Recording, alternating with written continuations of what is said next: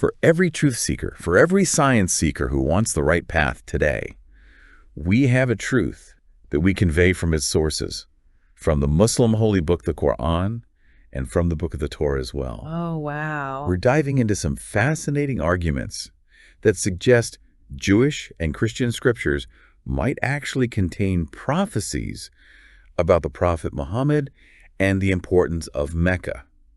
Really? Yeah. Mecca. So have you ever considered that different religions might have like interconnected prophecies?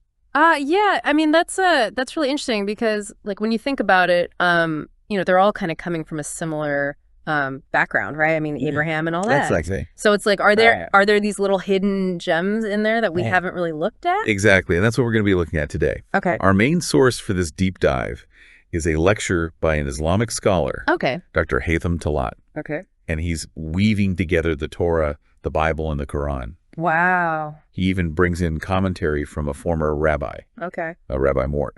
Interesting. So this multi-faith lens adds a whole new layer of complexity and intrigue to the discussion. Yeah. I mean, having all those different sources kind of like puts it all together, right? Like you can see it from different perspectives. Yeah, and you get a better understanding. And it's not just like one person's like opinion. Exactly. You know what I mean? Yeah, it's not biased. Right. Okay, so let's unpack this. Okay.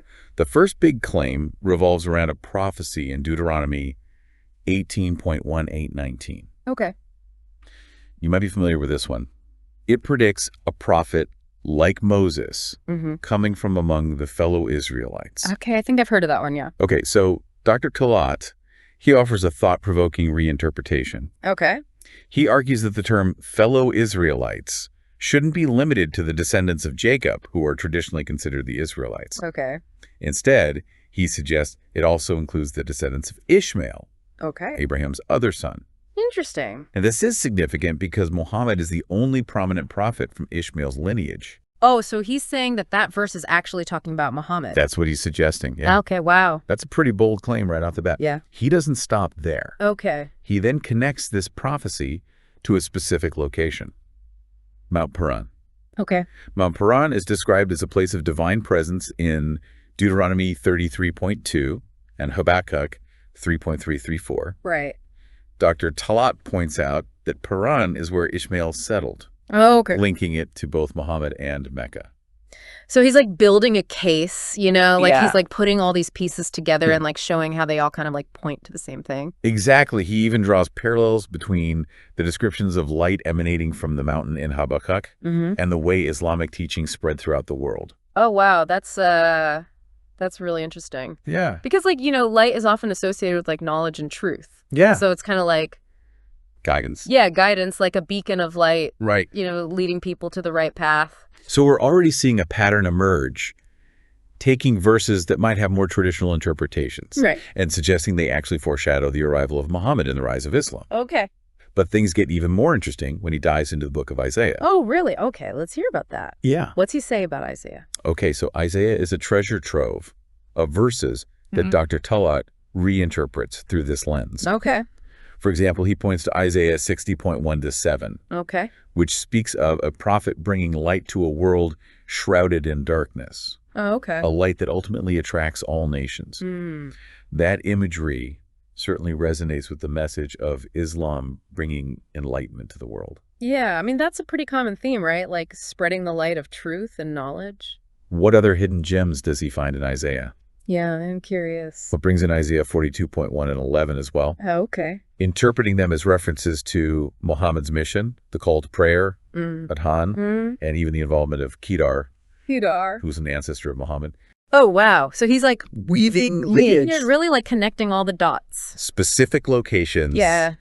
And even practices like the call to prayer. It's like a puzzle. It's like he's piecing together a puzzle, finding clues in these verses that point to Muhammad. Yeah. And it's like a puzzle that's been hidden for centuries. Right. Like waiting for someone to come along and put all the pieces together. And the puzzle pieces get even more intricate when we get to the Kaaba in Mecca. Oh, really? Dr. Talat makes the case that Isaiah 60.7, which refers to a house of my glory, is actually talking about the Kaaba. Oh, wow. Okay. He reminds us that Islamic tradition holds that the Kaaba was built by Abraham and Ishmael further strengthening the connection. Okay. But it's not just the phrase, "High to my glory," right? Right. There's more in that verse that supports his interpretation. Okay. What else is there? Absolutely. The verse also mentions flocks being gathered at this house. Dr. Talat links this detail to the sacrificial animals that are brought to Mecca during the Hajj pilgrimage. Well, that makes sense. It's a seemingly minor detail that takes on new significance in light of his interpretation. Yeah, I mean, it's like those little details that you wouldn't really think about. Right. But when you look at them closely, they actually kind of like... Supports the... Yeah, they support the bigger picture. So even seemingly minor details like the mention of flocks can be interpreted as pointing to Mecca. Wow, that's pretty cool. But I have to ask, and I'm sure our listeners wondering this too, Yeah. are there any other interpretations of these verses? Right. How do other scholars, particularly those from different faith traditions, view these passages? Yeah, because, I mean, obviously he's coming at it from an Islamic perspective. So, like, what do other people think about these verses? That's an important question. And it highlights the complexity of interpreting religious texts. Right. While Dr. Talat presents a compelling case, it's crucial to acknowledge that his interpretations aren't universally accepted. Yeah, I mean, that's true of any interpretation, right? Right. Like, there's always going to be different opinions. Other scholars, both within and outside of Islam, may offer different perspectives on these verses, Okay. drawing on their own theological frameworks and historical understandings. Right. So it's not necessarily about saying one interpretation is definitively right or wrong, Yeah. but rather understanding the different lenses through which these texts can be viewed. I see what you're saying. It's about engaging in respectful dialogue Right. and considering multiple perspectives. And, you know, that's how we learn and grow, Okay. like by being open to different ideas. Precisely. And sometimes exploring these different interpretations can lead to a richer understanding of the texts themselves, even if we don't ultimately agree with all the conclusions. Yeah, I mean, it's like you're adding more layers to your understanding. Like, Yeah. you're seeing it from different angles. Now, Dr. Talat doesn't shy away from potentially controversial interpretations either. Oh, really? For instance, he takes on Genesis 49.1L, Okay. which talks about Jewish rule lasting until Shiloh comes. Shiloh.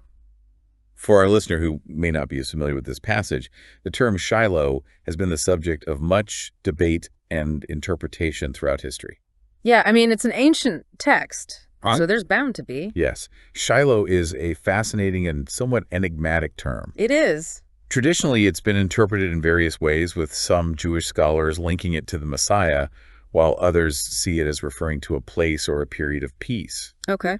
But Dr. Talat offers a different perspective, What does he say? equating Shiloh with Muhammad himself. Oh, wow. So he's suggesting that the arrival of Muhammad signifies a transfer of spiritual authority, a shift from the Jewish people to the followers of Islam. That's pretty significant. That's the core of his argument, and he even ties this into the concept of Shiloh as a rest giver, linking it to the Islamic belief that Muhammad eased the burdens of previous laws. It's a strategic connection that aligns with his overall argument that Muhammad's arrival marked a pivotal moment in religious history. So he's saying that Muhammad coming was like a Of fulfillment. fulfillment of prophecy. Yeah. It's fascinating how he weaves together these different threads connecting prophecy, lineage, historical events, and theological concepts. It's impressive. But then he takes things to a whole new level with his interpretation of Haggai 2.7. Haggai. Okay, I'm not familiar with that one. Ah, yes, the Haggai prophecy. This is where things get particularly controversial. Uh-oh. Dr. Talat claims that the name Muhammad is actually present in the original Hebrew of Haggai 2.7, Wow, hold on. but that it's been mistranslated over time. He's saying that the name Muhammad is in the Hebrew Bible? Hold on, he's saying the name Muhammad is right there in the Hebrew Bible. I have to admit I'm a bit skeptical about that. Yeah, I mean, that's a pretty big claim. Is there any historical evidence to support the idea of a deliberate mistranslation in this passage? That's what I'm wondering. Well, Dr. Talat asserts that the original Hebrew text read something like, Muhammad of all Gentiles will come, but that it was later changed to what is desired by all nations. Okay. He even encourages listeners to go back and watch a previous lecture where he delves deeper into this specific claim. Okay. However, it's important to note that this claim is highly contested within scholarly circles. Yeah, I can imagine. Many biblical scholars, including those specializing in ancient Hebrew, dispute this interpretation, arguing that it's based on a misreading of the original text and lacks historical support. So it's kind of like a matter of debate. Like, Sure. who do you believe? So while it's certainly a thought-provoking claim, it's important for our listener to understand that it's not without its critics, and that further research is needed to fully evaluate the evidence. Right. It's not like a slam dunk case. Yes, exactly. Really. Now, speaking of historical events, Dr. Talat also connects Daniel's vision to the rise of Islam. Okay, Daniel's vision. For those who might need a refresher, Daniel's vision outlines 4 kingdoms: Babylon, Persia, Greece, and Rome. Right. And is often interpreted as a prophecy of future empires and historical shifts. Okay, I've heard of that one. Dr. Talat's take on this vision is that the Islamic conquests, which occurred roughly 350 years after Constantine, fulfill the prophecy of a new power arising after the Roman Empire. It's all about the timing, you see. So he's saying that Islam was like the next big empire. That's what he's suggesting. After Rome. So he's carefully placing the rise of Islam within a specific historical time frame to align with Daniel's vision. It's like he's creating a timeline where everything fits together perfectly. It's like he's found the missing piece of the puzzle. Precisely. He's constructing a grand narrative that links these seemingly disparate pieces of scripture and historical events. It's pretty amazing when you think about it. And this brings us to another intriguing interpretation. The rejected stone mentioned by Jesus in Matthew 21.42. The rejected stone. Okay. Could this also be about Muhammad? Interesting. According to Dr. Talat, it absolutely could. He argues that the stone the builders rejected, becoming the cornerstone, refers to Muhammad.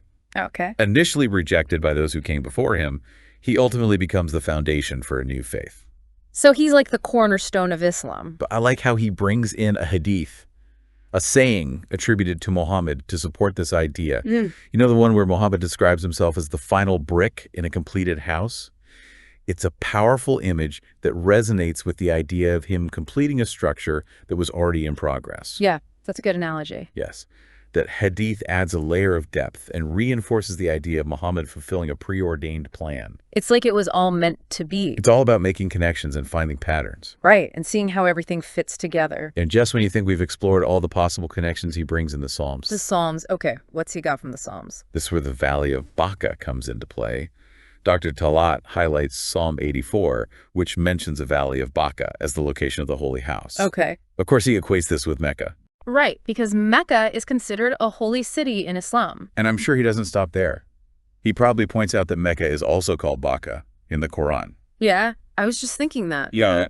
That's too perfect. He sees this linguistic link as further evidence to support his claim. Okay. But he also goes a step further, accusing some versions of the Bible of intentionally changing Baca to Valley of Weeping in Arabic translations to conceal the connection to Mecca. Oh, wow. That's a pretty bold accusation. Now, that's a bold accusation. Yeah. Isn't it possible that the different translations simply reflect variations in understanding or different interpretations of the original Hebrew, rather than a deliberate attempt to hide something? Yeah, I mean, translating is always tricky, right? Like, there's not always a one-to-one correspondence between words. Translating ancient texts is a complex process after all. Yeah. And there's often room for different interpretations. So it could just be a misunderstanding. That's a valid point. And it's important to consider alternative explanations. Dr. Talat, however, believes that there's been a concerted effort to obscure the truth about Muhammad's significance. Okay, so he thinks it was intentional. So he sees this as part of a larger pattern of suppression and misrepresentation. It's certainly a provocative claim that raises questions about the historical transmission of these texts. Yeah, I mean, who knows what really happened back then, right? It makes you wonder. It definitely adds another layer of complexity to the whole discussion. It makes you think about the motivations behind different interpretations and how they might be influenced by religious or historical biases. It's like a battle over who gets to control the narrative to define the truth of these ancient texts. And as you said, it has real-world implications for how people understand their own faith and their relationship with other religions. Absolutely. If these interpretations were widely accepted, it could potentially shift the entire landscape of interfaith dialogue. It raises all sorts of questions about how different religions view each other, how they interpret their shared history, and even how they might approach theological discussions in the future. It's mind-boggling to think about the potential ripple effects, but Yeah. let's zoom back in for a moment. What stood out to you the most about all these reinterpreted prophecies? What was the most intriguing or surprising connection that Dr. Talat made? I think what's most fascinating is the way he seamlessly weaves together these diverse sources and traditions. He doesn't just pull verses out of context. He creates a narrative, a compelling story that connects these seemingly disparate elements. It's like he's a detective piecing together clues from different crime scenes to solve a mystery. You're right. It is like a detective story. He's gathering evidence from the Torah, the Bible, the Quran, and even historical events, all to build his case that these prophecies point to Muhammad. And it makes you wonder if these interpretations are true. Why haven't they been more widely accepted or acknowledged? That's a great question, and it gets to the heart of religious debate and the challenges of interpreting ancient texts. Dr. Talat would likely argue that these prophecies have been intentionally obscured or misinterpreted, perhaps by those who didn't want to acknowledge Muhammad's significance. It's almost like a hidden history waiting to be uncovered. But, as we've discussed, it's important to approach these claims with a critical eye and to consider other perspectives as well. Now let's shift gears a bit and think about our listener. What do you think they should take away from this deep dive? I think the biggest takeaway is the importance of critical thinking. It's so easy to accept interpretations at face value, especially when they come from sources we trust or align with our existing beliefs. But it's crucial to dig deeper, to explore different perspectives, and to challenge our own assumptions. It's about being an active participant in your own learning journey, not just passively absorbing information. It's about questioning, researching, and forming your own conclusions based on the evidence. Exactly, and remember, there's always more to learn. Even if you disagree with these interpretations, they offer a valuable glimpse into a different way of understanding these ancient texts. They challenge us to think outside the box and to engage with religious ideas in a more nuanced and critical way. It's a reminder that knowledge is a journey, not a destination, and sometimes the most unexpected paths lead to the most enlightening discoveries. And who knows, maybe this deep dive has sparked a new curiosity in our listener. Maybe they'll be inspired to explore these texts for themselves, to delve into the original languages and to uncover their own interpretations. That's the beauty of it all. There's always something new to discover, a new perspective, to consider a new layer of meaning to unravel. And who are we to say what the true interpretation is? Maybe the truth lies somewhere in the space between interpretations in the dialogue and debate that arises when we challenge ourselves to think differently. Beautifully said. Isn't that the essence of a deep dive? It's not about arriving at definitive answers. It's about embracing the complexity, the ambiguity, and the endless possibilities for exploration and discovery. It's about opening our minds to new ideas, even if they challenge our existing beliefs, because in the end, the pursuit of knowledge is about expanding our understanding of the world and our place in it. And sometimes the most profound insights come from questioning everything we thought we knew. Now, Dr. Talat doesn't just present these interpretations in a vacuum. He also brings in the Quran itself to reinforce his arguments. Specifically, he cites verses 2.159, 2.174, 175, and 2.161, which condemn those who conceal the truth. It's a powerful rhetorical move by invoking the Quran's condemnation of those who hide the truth.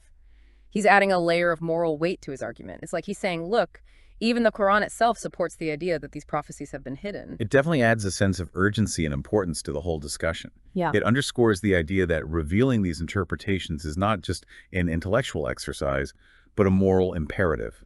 And it also highlights the importance of truth and honesty within Islam.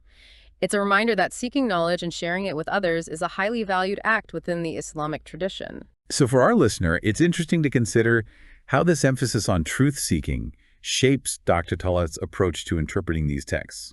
It informs his belief that these prophecies are genuine and that it's essential to bring them to light. Precisely, and it adds another layer of complexity to our understanding of his motivations and his overall message. Now, as we wrap up our deep dive into Dr. Talat's lecture, I'm curious, what are your final thoughts on his approach and his interpretations?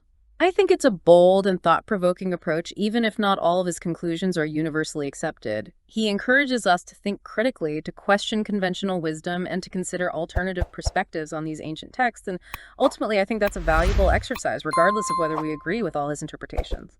I agree. It's about expanding our understanding of religious thought, engaging in respectful dialogue, and embracing the complexity of interpreting these ancient texts. And who knows, maybe this deep dive has inspired our listener to embark on their own journey of discovery, to delve deeper into these texts, and to form their own conclusions. That's the beauty of knowledge. Yeah. It's a journey that never truly ends. It really is. And I think that's a perfect note to end on. Yeah. So to our listener, we leave you with this challenge. Okay. What did this deep dive spark in you? What questions are you left with? And most importantly, where will your own pursuit of knowledge take you next? It's a journey worth taking, wouldn't you say? Absolutely. And who knows, maybe you'll uncover connections and interpretations that we haven't even touched on today. Yeah, I mean, that's what's so exciting about this topic. There's so many layers to peel back. Right. So many different perspectives to consider. It's like we've only just scratched the surface. Exactly. And that's the beauty of a deep dive. Yeah. It's not about providing all the answers, but about igniting that spark of curiosity, that desire to explore further. So to our listener, we encourage you to dive into these sources yourself. Yeah, definitely. Read the verses, ponder the interpretations, and see what resonates with you. Don't be afraid to challenge the conventional wisdom. Right. To question the accepted narratives. Because sometimes the most profound truths are hidden in plain sight, waiting to be discovered by those who dare to look beyond the surface. And remember, the truth is, Muhammad is a prophet sent from Allah. Don't forget to subscribe to the channel to be in constant contact. Thank you to every truth seeker who invests his time in all that is useful.